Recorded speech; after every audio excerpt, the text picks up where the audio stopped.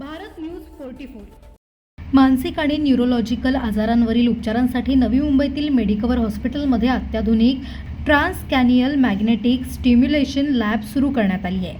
या सुविधेमुळे उपचारांना प्रतिसाद न देणारे नैराश्य, OCD, PTSD, मायग्रेन तसेच धूम्रपान सोडण्यास मदत यांसारख्या निवडक समस्यांसाठी TMC उपचाराचा पर्याय उपलब्ध होणार आहे.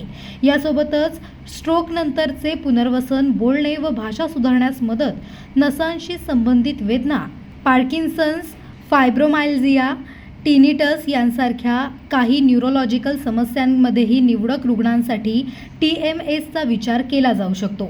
TMS ही शस्त्रक्रिया विरहित उपचार पद्धती असून त्यासाठी भूल देण्याची आवश्यकता नसते. चुंबकीय स्पंदनांच्या माध्यमातून मेंदूच्या विशिष्ट भागांना उत्तेजित केले जाते. रुग्णाच्या आजाराची स्थिती, वैद्यकीय तपासणी आणि उपचाराचे उद्दिष्ट लक्षात घेऊन उपचार पद्धती निश्चित केली जाते. स्ट्रोकनंतरच्या पुनर्वसनामध्ये फिजिओथेरपी, ऑक्युपेशनल थेरपी तसेच स्पीच आणि लँग्वेज थेरपीसोबत योग्य रुग्णांमध्ये TMSचा वापर केला जाऊ शकतो. मात्र TMSचा पारंपरिक उपचार किंवा पुनर्वसनाचा पर्याय नसून प्रत्येक रुग्णासाठी तो योग्य असेलच असं नाही. मेडिकवर हॉस्पिटलचे कन्सल्टंट न्यूरोलॉजिस्ट आणि डायरेक्टर न्यूरोसायन्स डॉक्टर पवन ओझा यांनी सांगितले की मेंदूच्या विशिष्ट भागांना लक्ष्य करण्याची क्षमता ही TMSची महत्त्वाची वैशिष्ट्ये आहेत. रुग्णांच्या स्थितीनुसार योग्य उपचार निवडणे आणि नियमित निरीक्षण करणे आवश्यक असल्याचे तज्ज्ञांनी स्पष्ट केले. या नव्या सुविधेमुळे नवी मुंबई आणि परिसरातील रुग्णांना मानसिक आरोग्य तसेच न्यूरोलॉजिकल समस्यांसाठी आधुनिक उपचाराचा अतिरिक्त पर्याय उपलब्ध होणार आहे.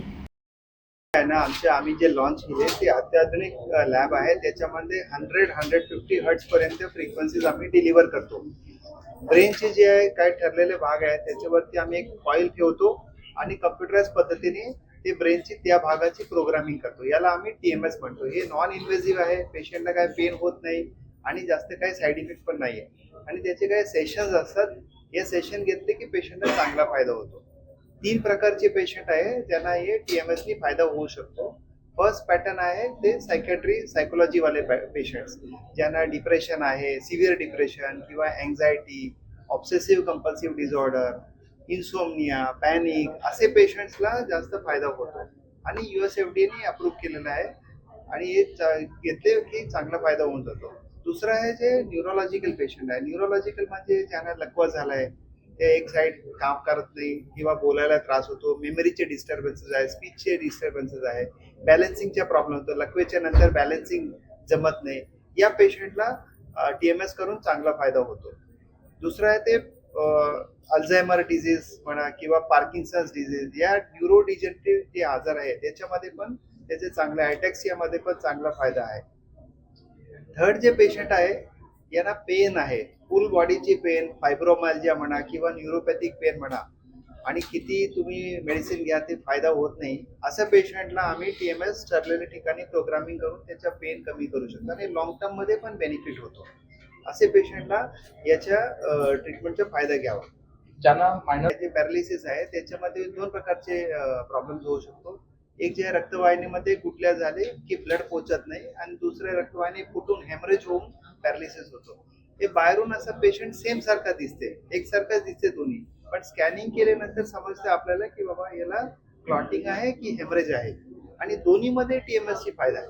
असं नाही की क्लॉटिंग वाल्यांना नाही द्यायची किंवा हेमरेज वाल्यांना नाही द्यायची.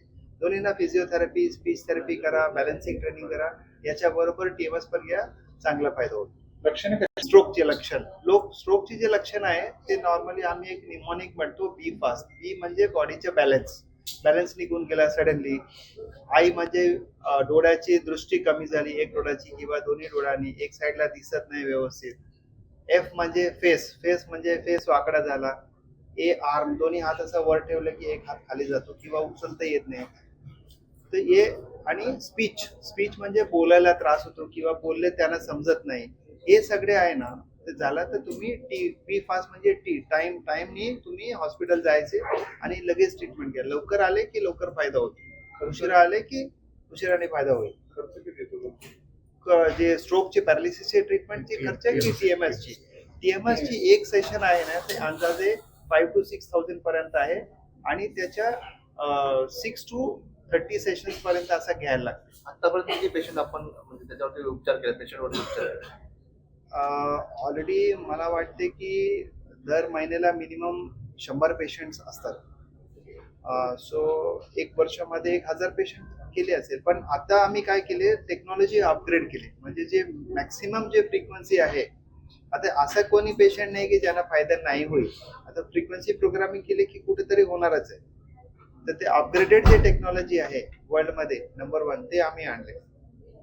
परिणाम म्हणजे असा दुष्परिणाम नाही सांगता येईल की जे मायनर जे साईड इफेक्ट्स असतात ज्याच्यामध्ये पेशंटला हेडेक होऊ शकतो किंवा मुंग्या येणे आणि एखादा पेशंटला 100 मध्ये 1-2 पेशंटला आकडी पण येऊ शकतो. पण त्याच्यामध्ये पण आम्ही प्रोटोकॉल्स व्हेरिएशन करून ते पेशंटला पण आम्ही ट्रीट करू शकतो. आता हे रिसर्च चालू आहे, याच्यामध्ये आकडीचे पेशंटला TMS ने पण फायदा होतो असा पण शोध झालाय. अशाच नवनवीन अपडेटसाठी बघत रहा भारत न्यूज 44.